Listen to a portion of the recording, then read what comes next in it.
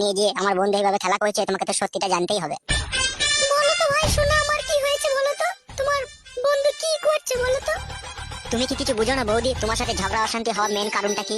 তোমাকে কেন ভালোবাসে না, কেন তোমার কথা শুনে চলছে না, কেন তো সে রাত করে বাড়ি ফিরছে? আমি হালকা হালকা বুঝতে পারছি। তুমি হালকা হালকা বুঝছো, আর এদিকে গোটা গ্রামের লোক ছিচি করছে। ও প্রতিটি দিন রাত 9টা 10টার পরে ঝুমার কাছে গিয়ে সারা সারা রাত শুয়ে থাকে। ঝুমার তো সপ্তাহে 400 টাকার কিস্তিটা ও চালিয়ে দেয়, আবার মাসে যে 2000 টাকার কিস্তি আছে সেটাও চালিয়ে দেয়। আর প্রতিদিন বাজারে এক ঝোলা করে সবজি মাছ ফাঁচ, আর শাড়ি তো মনে হয় 2 দিন পর পর কিনে দেয় ও। হ্যাঁ গো ভাই, আমি সবই বুঝতে পেরেছি। আমি আর ওর সাথে সংসার করবো না ভাই, অনেক সংসার করলাম। আমি আমার মায়ের ছেলে মায়ের কাছে চলে যাব, ও যা ভালো বুঝবে তাই করুক। তা হলেও বৌদি, তুমি আমাদের গ্রাম ছেড়ে চলে যাবে, আমাদের কি একটা দুঃখ হবে না বলো বৌদি?